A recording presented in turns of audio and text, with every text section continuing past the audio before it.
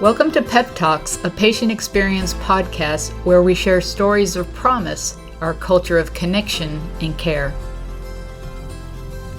Today we invite you to hear from one of our patients, Anne Klein.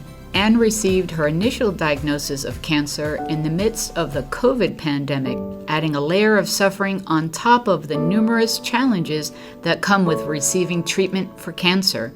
She was sick, alone, and overwhelmed. And she shares with us how 3 very special team members noticed her and cared for her in ways she will never forget.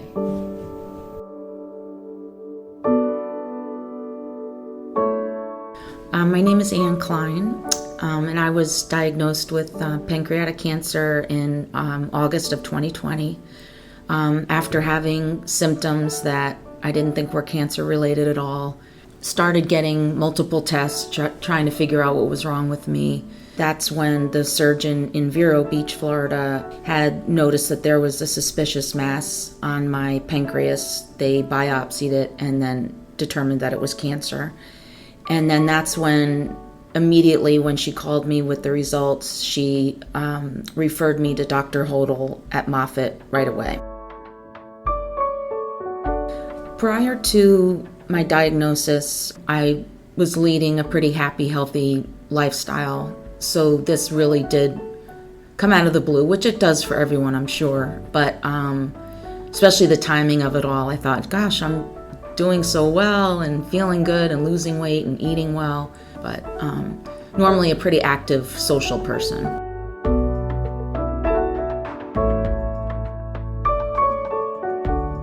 So I came to Moffitt really not knowing anything. I didn't research a thing. I didn't research the hospital. I didn't research the doctor. Because I was just so miserable. So I probably got to Moffitt the first day at 7 in the morning and didn't leave until like 7 o'clock at night.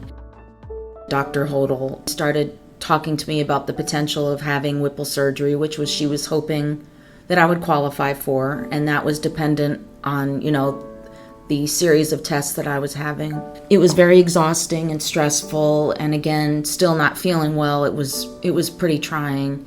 I went to the anesthesiology department. I ended up meeting a nurse practitioner in that department, Kendra, who all she wanted to do was to know how I was doing mentally. And it makes me cry every time, but she just said, how are you doing? And, I'm sure I broke down with her, but she said, aside from all the medical stuff, you have to make sure that you're okay. Do you have support? Do you have people that can help you in your family and friends? She just wanted to make sure that I was okay, other than anything else, putting me first and letting me know that even though she didn't know me, that she was there for me and that she would stay in touch with me to make sure that I was okay. I will never forget that for the rest of my life because it was such a miserable day. And knowing to have that smile and to make sure that I was okay, and she walked me to my next appointment and, held my hand and asked if it was okay, because of course it was during COVID. But she really was a game changer that day for me, and I was so grateful for her because it made the day 100 times better than it, could have been. Kendra took the time and noticed that I probably needed a little boost and made me feel 100 times better than I could have imagined.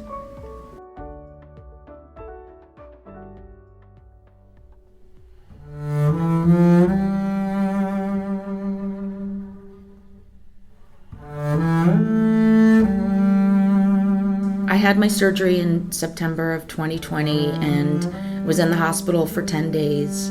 It was just one of those days that, I just felt a little down and depressed, and it must have been a really dreary day outside too, because it was particularly dark in the room, which also kind of mirrored my mood. And, I was just kind of feeling a little sorry for myself, a little down, and was uncomfortable. I couldn't find a comfortable position to rest or sleep. I knew that Moffitt didn't have a lot of ability to offer maybe some of the resources they normally would to comfort people because of COVID. and only having like one visitor a day at that point for an hour. So during the time that I'm feeling kind of low and down, a gentleman came to my door. His name was Lloyd, and he played the bass violin. And he asked me if he could play a song for me. And I said, sure. And he just said, how are you feeling? I just said, I'm not feeling so great, and I'm uncomfortable, and I really just want to get some rest. And he just said, well, if it's okay, I'll stand here at the door and just play something that'll make you comfortable. And I said, that would be amazing. And of course I was crying.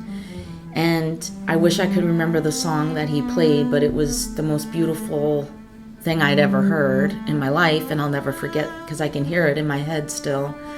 But he just stood there, and I closed my eyes, and I just tried to let all the bad things out of my head. And it felt like he was there for hours, which I know he wasn't, but I know he stood there for longer than maybe he needed to. But I did fall asleep to the sound that he played for me, and it was just beautiful. And he, again, made such a difference in my whole entire hospital stay, because after that day I really didn't feel that miserable anymore, and I would try to just think of the sounds of him, and again, his energy. He had such a nice, calming presence, just being there and making me feel happy and more relaxed.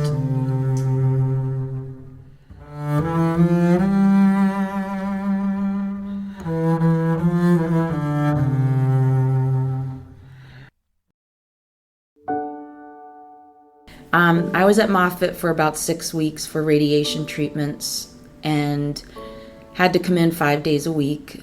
And I had a really great experience with the gentleman named Gary that was in the check-in area. And the reason that he stood out to me and still does is that I was by myself. Every day that I would check in, he connected with me immediately, and I think noticed that I was by myself, but never said the words, oh, Miss Klein, are you alone? Are you by yourself? He would always just say, how are you doing today? And would always make a point, whether he checked me in or not, to say hello, to say goodbye, to ask how I was feeling, how my day was, how everything was going. Are you doing anything fun to take care of yourself? Those types of things. I would get excited and hope that I would see him every day because it was just such a friendly face. And the thing that really made such a difference was, as my treatment was coming to an end, he must have also been keeping track, which was really sweet. He just said, is anyone going to be with you the last day to ring the bell with you? Sorry. And I said, no. And he said, well, I'd like to be there for you if you'd like me to. And I was like, oh my God, I would love that. So he made sure that he was there that day, didn't stand next to me, but, just was there to smile and give me the confidence to just ring the bell. And, I think he would have hugged me, of course, if he could have. But just the fact that, once again, he noticed me, who, you feel invisible sometimes. He noticed that I was alone, but never said, are you alone? Because that makes you feel worse. And also would smile every day, and again, say hello and goodbye every day, ask how I was feeling every day. And then to go above and beyond to ask if he could be there for me on my last day was just broke my heart in beautiful pieces. But he made a world of a difference, especially kind of to the end of my journey at Moffitt. He was sort of my last touch point, that signified the end of my chemoradiation journey. So he just went above and beyond, and I can't thank him enough.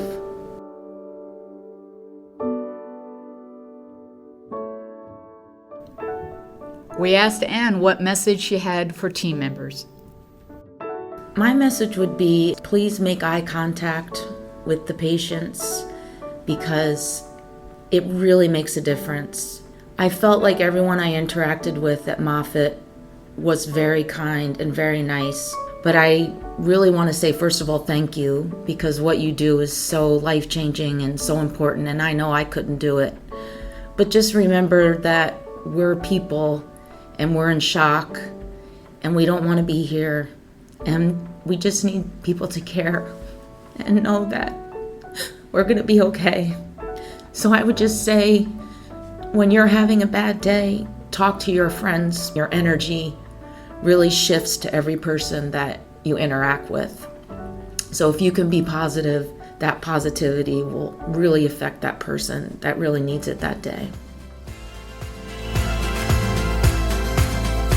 Thanks so much for listening. We hope you'll join us for our next episode of Pep Talks. Until then, keep living the promise.